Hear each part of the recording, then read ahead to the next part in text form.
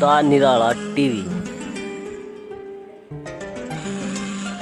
कैसे हो दोस्तों, उम्मीद करते हैं आप सब बढ़िया होंगे। दोस्तों आज बात करते हैं उस मुद्दे की जो हर किसी नागरिक के लिए जानना जरूरी है, खास तौर पर आजकल की सत्ता के हिसाब से। दोस्तों पिछले दिनों सीए एनआरसी को लेकर पूरे देश में खूब बवाल हुआ था, जिसको लेकर मौजूदा सरकार के गृह मंत्री अमित शाह ने तो पश्चिम बंगाल में एक रैली के दौरान यहां तक कह दिया था कि हम पाकिस्तान, बांग्लादेश और अफगानिस्तान से आए हिंदू, सिख, जैन, बौद्ध, पारसी, ईसाई, इन सब शरणार्थियों को हिंदुस्तान की नागरिकता देंगे। मगर ये नहीं बताया था कि उन्हें 1 साल के भीतर केंद्रीय मंत्रिमंडल में शामिल भी कर लेंगे। जी हाँ दोस्तों, पिछले दिनों मोदी सरकार के कैबिनेट विस्तार में एक ऐसे व्यक्ति को मंत्री बनाया गया जिसकी नागरिकता को लेकर अब सवाल उठ रहे हैं।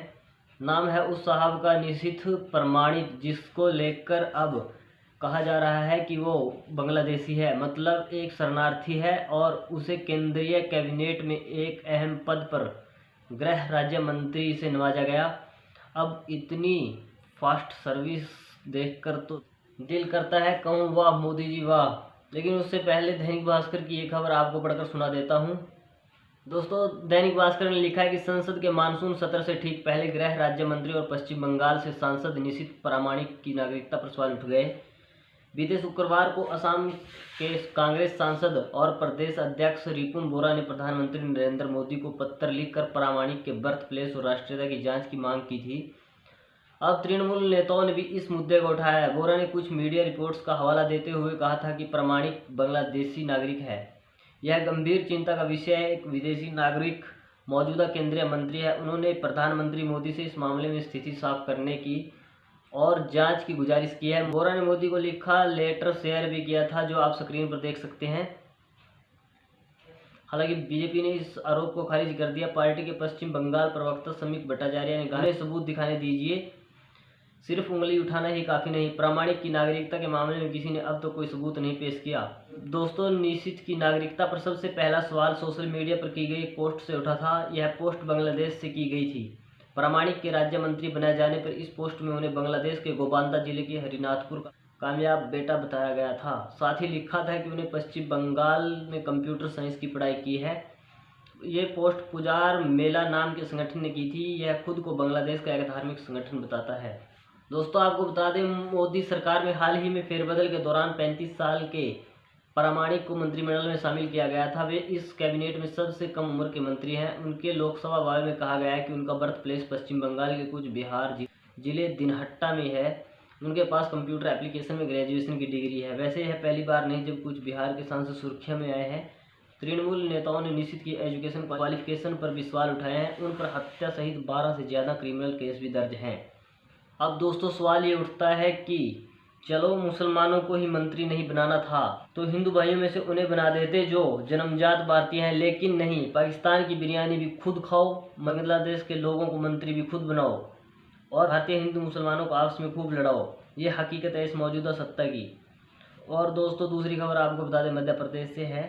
एक बात तो दोस्तों आप भली भांति जानते हैं कि जब भी इस सरकार के किसी कामकाज पर सवाल उठते हैं तब ये सरकार कांग्रेस पार्टी के पूर्व प्रधानमंत्रियों के नाम का सहारा लेकर बचने की कोशिश करती है। फिर चाहे जवाहरलाल नेहरू हों, श्रीमती इंदिरा गांधी जी हों, राजीव गांधी जी हों या फिर सरदार मनमोहन सिंह जी हों, ये सब महान तो हैं, लेकिन ये आज भी भाजपा सरकार के लिए किसी टॉनिक से कम नहीं है। टॉनिक से याद आया दोस्तों, एक बार गोदी मीडिया की पत्रकार रूहबीका लियाकत ने मोदी जी से इंटरव्यू के दौरान पूछ लिया था कि आप कुछ टॉनिक वॉनिक लेते हो क्या, थकते ही नहीं। अब रूहबीका को कौन समझाए, जिनकी सवालों से बचने की खुराक ही पूर्व की कांग्रेस सरकारों के प्रधानमंत्री हों, उन्हें भला टॉनिक की क्या जरूरत, पगली कहीं की। तो अब आपको बता दें दोस्तों, जिस प्रकार से देश में पेट्रोल, डीजल और गैस के साथ साथ अन्य खाद्य पदार्थ महंगाई की चरम सीमा पर हैं और जनता का खून चूसा जा रहा है सरकार द्वारा, तो ऐसे में मध्य प्रदेश के शिवराज कैबिनेट हाथ पर हाथ धरे नहीं बैठ सकती। दोस्तों आपको बता दें, मध्य प्रदेश की एक लेडीज मंत्री साहिबा ने बढ़ते हुए पेट्रोल डीजल के दामों का ठीकरा आखिरकार फोड़ ही दिया पूर्व प्रधानमंत्री मनमोहन सिंह के सर पर। उन्होंने कहा ये महंगाई इन सब चीज़ों पर मनमोहन सरकार की देन है। हाँ मंत्री जी, हम मानते हैं कि होगी जरूर, लेकिन बीच के 15 महीनों को अगर छोड़ दें तो पिछले लगभग 16-17 सालों से तो आपकी सरकार है। एमपी में और 7 साल से केंद्र में भी, लेकिन मनमोहन सिंह फिर भी आकर विघ्न डाल जाते हैं। वाह क्या लॉजिक है। आपको बता दें दोस्तों, मध्य प्रदेश में भारत के सभी राज्यों के मुकाबले सबसे ज़्यादा महंगाई है मौजूदा वक्त में। वहाँ पेट्रोल भी 112 रुपये प्रति लीटर है। अब ये सब से ध्यान भटकाने के लिए कुछ ना कुछ तो बहाना चाहिए, तो मिल गए मनमोहन साहब और लपेट दिए मैडम ने। और तीसरी खबर दोस्तों यूपी कानपुर से है, जहां आपने देखा होगा व्हाट्सएप पर एक फ़ोटो वायरल हो रही थी, जिसमें आपने देखा कि एक महिला के ऊपर एक पुलिस वाला बैठा हुआ है, जो आपकी स्क्रीन पर तस्वीर लगी हुई है, देख सकते हैं आप दोस्तों। इस तस्वीर को शेयर कर यूपी पुलिस पर सवाल खड़े किए जा रहे हैं। विपक्ष ने योगी आदित्यनाथ की सरकार पर सवाल उठाया। वहीं कानपुर देहात जहां का यह मामला है, पुलिस ने भी एक वीडियो जारी कर अपना पक्ष रखा है।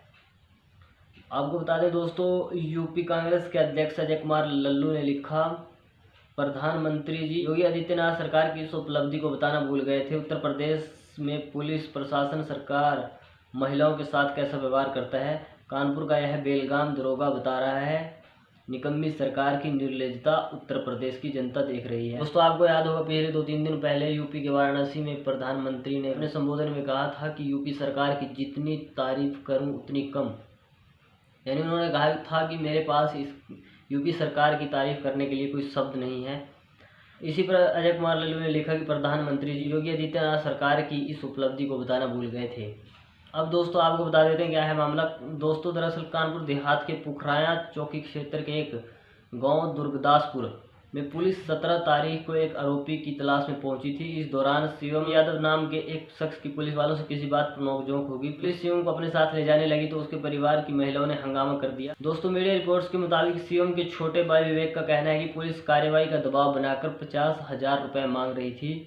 कई दिन से चौकी इंचार्ज गाँव आकर रुपए की मांग कर रहे थे। मांग पूरी न होने पर अभद्रता करने लगे, जिसको लेकर विवाद हुआ। विवेक ने आरोप लगाया कि भाभी के साथ भी चौकी इंचार्ज ने अभद्रता की और इस मामले में कानपुर देहात पुलिस ने एक बयान जारी किया, जिसमें कहा कि चौकी इंचार्ज और महिला से संबंधित वायरल फोटो के बारे में अवगत कराना है कि चौकी प्रभारी गांव में एक आरोपी की तलाश में गए थे।